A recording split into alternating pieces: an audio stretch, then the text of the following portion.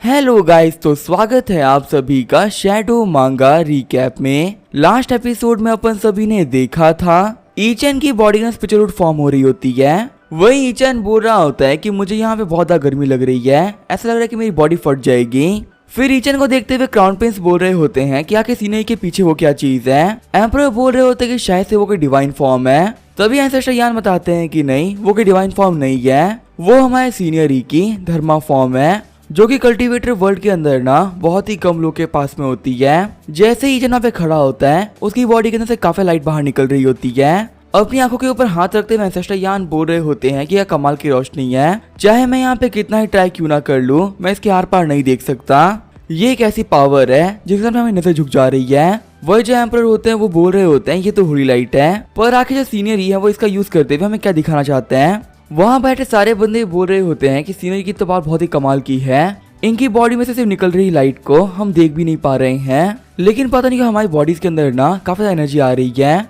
ऐसा लग रहा है कि हमारी बॉडीज के अंदर ना एनर्जी को भरा जा रहा है। फिर वहाँ पे ईचन की पावर की वजह से पूरा का पूरा हॉल चमकने लगता है। चिल्लाते हुए एम्परर बोल रहे होते हैं एंसेस्टर, क्या आपने नोटिस किया यहाँ पे हम सभी लोगों को ना पावर मिल रही है। एंसेस्टर यान बोल रहे होते हैं हाँ, मैं इस पावर को महसूस कर सकता हूँ, ये पावर इतनी कमाल की है ना कि मुझे ही पावरफुल बना पा रही है। हम देखते हैं वहाँ पे जितने भी स्टूडेंट्स ऑफिशियल बैठे होते हैं उन लोगों ने कल्टीवेट करना स्टार्ट कर दिया होता है। एंसेस्टर यान बोल रहे होते हैं कि सीनियर की पावर की वजह से इन लोगों को भी अपग्रेड मिला है और आज यहाँ पे ये सभी लोग कल्टीवेटर बन जाएंगे। सच में सीनियर ने एक साथ में ना इस सारे लोग कल्टीवेटर बना लिया।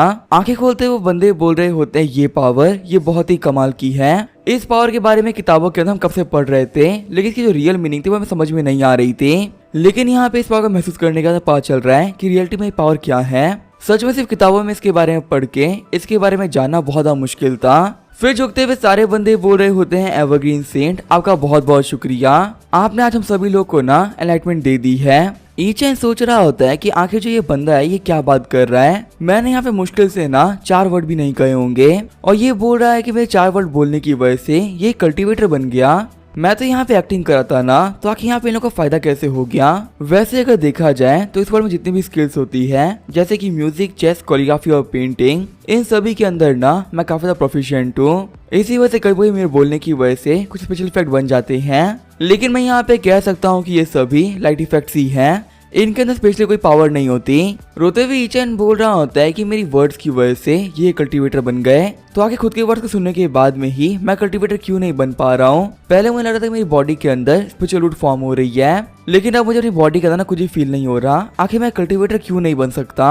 एवरग्रीन सेंट, क्या तुम इन बातों को सुन सकते हो? अगर सुन सकते हो तो मुझे आंसर करो। तभी हम देखते हैं गोल्डन क्लाउड के अंदर से एक चीज बाहर आने लगती है। सभी लोग उसको देखते हुए कह रहे होते हैं कि आखिर ये क्या चीज है। ईचन बोल रहा होता है जो भी चीज उतर रही है ना, इसको देख के लग रहा है कि मैंने इसे कहीं देख रखा है, ये ना एक बहुत फैमिलियर चीज है। तभी उस चीज को हाथ बढ़ाते हुए ईचन बोल रहा होता है ये तो मैं जुआनवी टावर है, जो कि आज से कुछ दिनों पहले ही ना मैंने तो बनाया था, लेकिन आखिर इस क्लाउड के अंदर ये क्या कर रहा था। वहाँ पे सारे बंदे शौक होते हुए कह रहे होते हैं कि तूने मास्टर की बात सुनी, आखिर जो मास्टर है वो इस टावर क्या बुला रहे थे।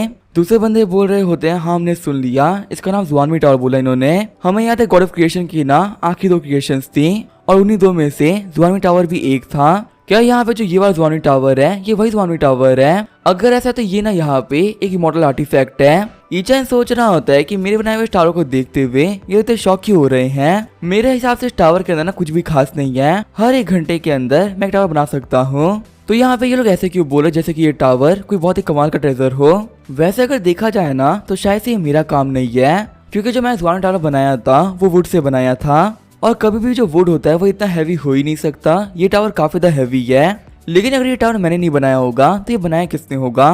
क्या इस एवरग्रीन सेंट के पास में हर वो चीज है जो कि मेरे पास में है?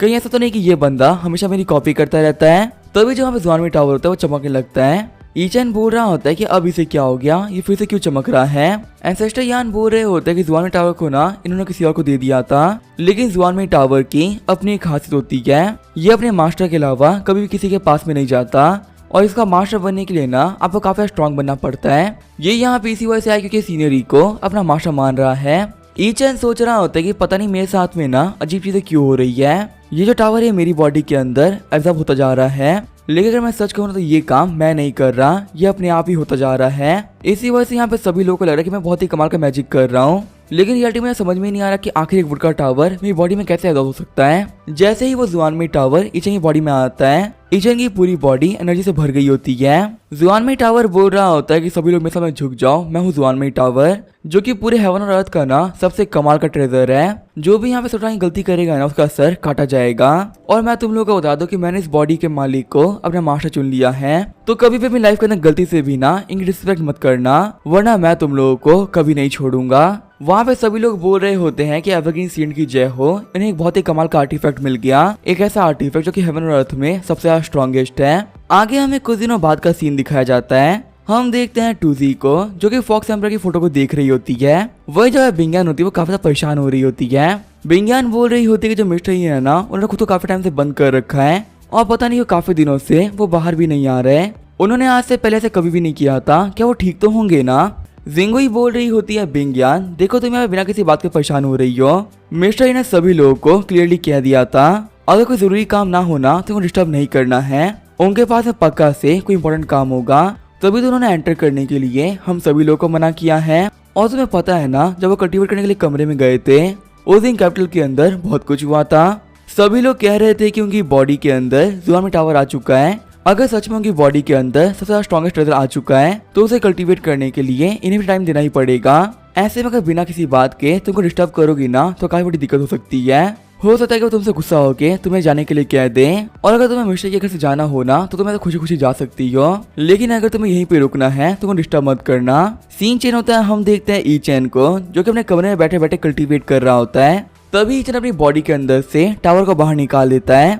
खुश होते हुए ईचन बोल रहा होता है फाइनली तुम बाहर आ ही गए। फिर जैसे ही ईचन वहाँ पे टावर को टच करता है, टावर वहीं पे गिर जाता है। ईचन बोल रहा होता है कि पहले ये चीज काफी हवा में उड़ रही थी, लेकिन अब इसको टच करने पे ये रिस्पॉन्स क्यों नहीं कर रही है। देखो मुझे यहाँ पे क्लियरली पता है कि अब मेरे पास स्पेशल रूट आ चुकी है और काफी दिनों से ना मैं कल्टीवेट भी कर रहा था, तो आखिर मैं अपनी बॉडी के अंदर ना की पावर क्यों नहीं महसूस कर पा रहा हूँ। की पावर स्पेशल पावर ये दो चीजें थी जो कि हर एक कल्टीवेटर के पास में होती ही होती है, और इन्हें कल्टीवेट करने के लिए स्पेशल रूट चाहिए भी रहती है। तो स्पेशल रूट के होने के बावजूद भी मैं इस पावर को यूज क्यों नहीं कर पा रहा। मैं यहाँ पे कल्टीवेट करने से पहले ना जिंगुई की टेक्निक लेके आया था, और सच में वो टेक्निक थी भी काफी ज्यादा इफेक्टिव, लेकिन पता से कल्टीवेट करने के बाद भी मैं उसे यूज क्यों नहीं कर पा रहा हूँ। वैसे एक सेकंड रुको, मेरे पास में एक बहुत ही कमाल का आइडिया है। वैसे अगर देखा जाए तो मुझे कल्टीवेशन स्टार्ट किए ना बहुत ही कम दिन हो रहे हैं, और ऐसा भी कह सकते हैं कि अभी मैं कल्टीवेशन के फर्स्ट लेवल पर हूँ। और वह जो कल्टीवेशन का टावर है ये बहुत ही बड़ा है, इसे चढ़ते चढ़ते मुझे काफी टाइम लगने वाला है। अगर मैं कल्टीवेट करते हुए फ्रस्ट्रेट होऊंगा तो मैं कभी भी आगे नहीं बढ़ पाऊंगा। मुझे ना यहाँ पे काफी ज्यादा नॉर्मल रहना होगा, पक्का से वक्त के साथ मैं पावरफुल बनी जाऊंगा। और वैसे भी अगर देखा जाए तो कल्टीवेट करने के लिए मेरे पास में कुछ काफी अच्छे आइटम्स हैं जो कि मेरे से एक न्यूबी बंदे को काफी इजीली अपग्रेड करा सकती है। सबसे पहले मेरे पास में ये बुक है जिसके अंदर बहुत ही कमाल की ना कल्टीवेशन टेक्निक लिखी हुई है, और अच्छी बात तो ये है कि इसे कल्टीवेट करना इतना ही मुश्किल नहीं है। मुझे वैसे यहाँ पे बैठना है और ध्यान लगाना है। अगर मैं ध्यान लगाता रहूंगा तो मैं इसे कल्टीवेट करता जा रहा हूँ। मुझे नहीं लगता कि इससे इजी ना कुछ भी हो सकता है। मार्शल आर्ट को ट्रेन करने के लिए मुझे अपनी बॉडी को ट्रेन करना पड़ता, और वो काम करना काफी थकाने वाला हो सकता था, लेकिन यहाँ बैठकर मैं आंखें बंद कर कल्टीवेट करता रहना ये तो एक काफी इजी काम है। मेरे पास जो दूसरी चीज है जिसका यूज करते हुए मैं कल्टीवेट कर रहा हूँ वो है ये पत्थर, जो मेरा प्यारा ब्लैक एम्परर है वो मेरे लिए पत्थर लेके आया था। लेकिन बेकार बात तो ये है कि अब मेरे पास में ना ऐसे बहुत ही कम पत्थर पड़े हुए हैं। लगता है कि मुझे ब्लैक एम्परर को फिर से भेजना पड़ेगा ताकि वो जाके मेरे लिए पत्थर लेके आ सके। इस पत्थर का यूज करते हुए कल्टीवेट करना मेरे लिए काफी ज्यादा ईजी हो जाता है। देख के लग रहा है पत्थर है ना ये कुछ खास नहीं होते, इसलिए से ब्लैक एम्परर तो कहीं से भी उठा के लेके आ जाता है। पहले वो मेरे लिए ना बहुत ऐसे पत्थर लेके आया था, और अगर मैं सकूँ तो इसी पत्थरों की वजह से मैं कल्टीवेशन स्टार्ट भी कर पाया हूँ। मानना पड़ेगा इस वर्ल्ड के अंदर ना कुछ अच्छे आर्टिफैक्ट भी हैं जो कि मेरे नए बंदों की काफी इजीली हेल्प कर सकती है।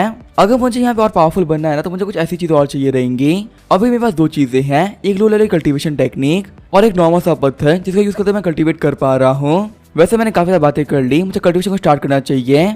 सबसे पहले मुझे अपनी बॉडी के अंदर ये को फील करना है, और फिर अपने चारों तरफ की एनर्जी को भी इस एनर्जी से मिला लेना है। मुझे कोई भी काम करने के लिए अपनी बॉडी की जरूरत नहीं है, मैं अपने आसपास की एनर्जी का यूज करते हुए कोई भी काम काफी इजीली कर सकता हूँ। ये वो तो ईचन यूरेनस स्टोन का यूज करते हुए कल्टीवेट कर रहा होता है। ईचन बोल रहा होता है कि हमारे आसपास में बहुत सारी एनर्जी होती है और कभी भी एनर्जी को डिस्ट्रॉय करना पॉसिबल नहीं होता। किसी ना किसी फॉर्म में जो वो एनर्जी होती है वो ट्रांसफॉर्म होती रहती है। मुझे अपने आसपास में फैली हुई मीलों तक की एनर्जी को खुद के लिए ट्रांसफॉर्म करना है, अगर मैं ये काम कर लेता हूँ तो मेरे पास में बहुत ही कमाल की एनर्जी आ जाएगी। फिर वहाँ पे आंखें खोलते हुए ईचन बोल रहा होता मैं सही लगा था, यहाँ पे इन चीजों का यूज करते हुए कल्टीवेट करना पहले से काफी ज्यादा ईजी है। खुद से मेहनत कल्टीवेशन करने में काफी दिक्कतें आती है।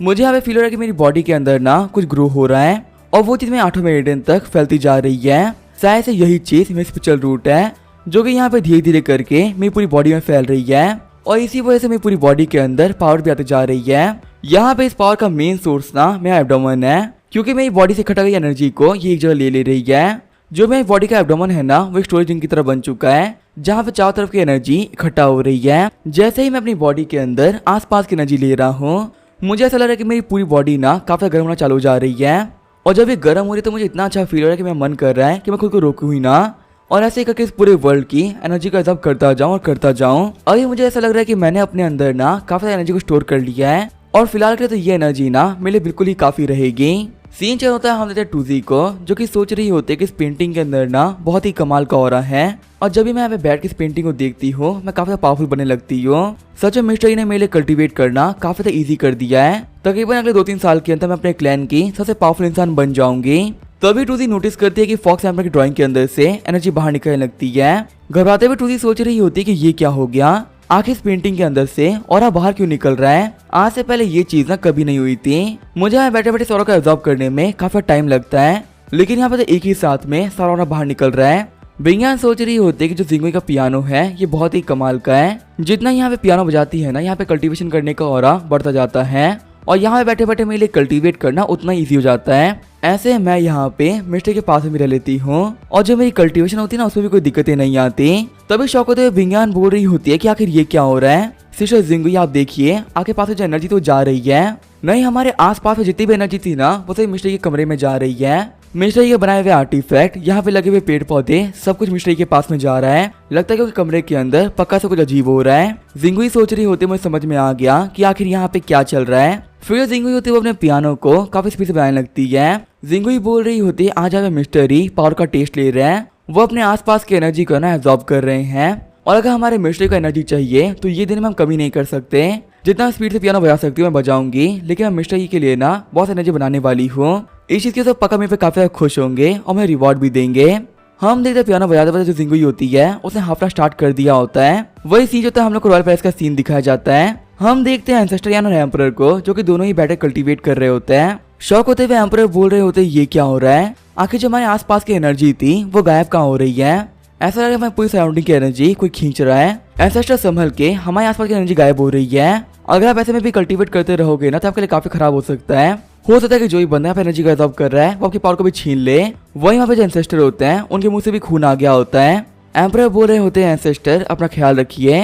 चिढ़ते हुए एंसेस्टर यान बोल रहे होते हैं कि आखिर यहाँ पे चल क्या रहा है, यहाँ की जो पूरी एनर्जी थी वो गायब कहाँ हो गई, कौन है वो बेवकूफ जो कि एनर्जी से खिलवाड़ कर रहा है। तभी एंसेस्टर नोटिस करते हैं कि उनके कैपिटल की पूरी एनर्जी कोई सोख रहा है। एंसेस्टर बोल रहे होते हैं कि किस कमीने की इतनी हिम्मत हो गई जो कि वो दयान किंगडम की पूरी एनर्जी को खींच रहा है। क्या इस बंदे को पता नहीं कि कैपिटल की एनर्जी खींचना लॉ के खिलाफ है, आप एक लिमिट के बाहर एनर्जी का एब्जॉर्ब नहीं कर सकते।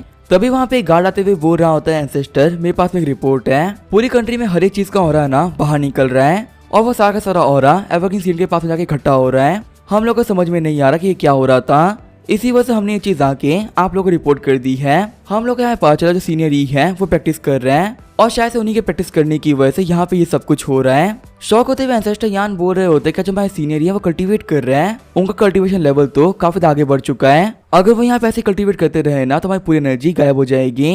उन्होंने यहाँ पे बैठ के सिर्फ एक बार कल्टीवेट किया और हमारे पूरे कैपिटल की जो एनर्जी थी वो आधी हो गई। सच में यहाँ पे सीनियर जैसे पावरफुल लोगों का हम लोग कुछ भी नहीं बता सकते। ये लोग नॉर्मली कोई भी काम करते हैं ना तो उसी वर्ल्ड पे काफी इफेक्ट पड़ता है।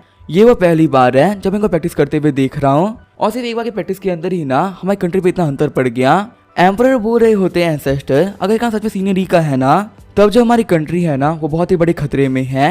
एंसेस्टर यान बोल रहे होते हैं एम्परर तुम्हारे कहने का मतलब क्या है, तुम्हें पता है ना कि तुम यहाँ पे किस चीज के बारे में बोल रहे हो। आज हमारा कैपिटल काफी आगे बढ़ रहा है और सभी को पता है कि उसका एक ही रीजन है और वो है सीनियर ही, तो उनके बारे में कुछ भी बोलने से पहले 100 बार जरूर सोच लेना। एम्परर बोल रहे होते हैं एंसेस्टर मैं यहाँ पे कोई भी बात ना ऐसे ही नहीं कह रहा हूँ, आप खुद देख सकते कि सीनियर ही ने आज यहाँ पे पहली बार ही कल्टीवेट किया है और सिर्फ उनके एक बार के प्रैक्टिस के अंदर ही ना हमारी कैपिटल पूरी तरह खाली हो चुकी है। मैं ये बात मानता हूँ कि उनके आने की वजह से हमें काफी खतरनाक एनर्जी मिली थी, लेकिन उनके प्रैक्टिस करने की वजह से जो हमारे पास में एनर्जी थी ना वो भी गायब हो रही है। आप समझ सकते हैं यहाँ पे ये सब कुछ ना सिर्फ और सिर्फ एक बार में हुआ है। अगर ये चीजें बार बार हुई तो फिर जो हमारे कैपिटल उसके साथ में क्या होगा, और यही वो रीजन है जिसके वजह से मैं ये सब कुछ कह रहा हूँ। अब इसका ये क्या होगा वो हम देखेंगे नेक्स्ट एपिसोड में। तो तब तक के लिए बाय और स्टे ट्यून।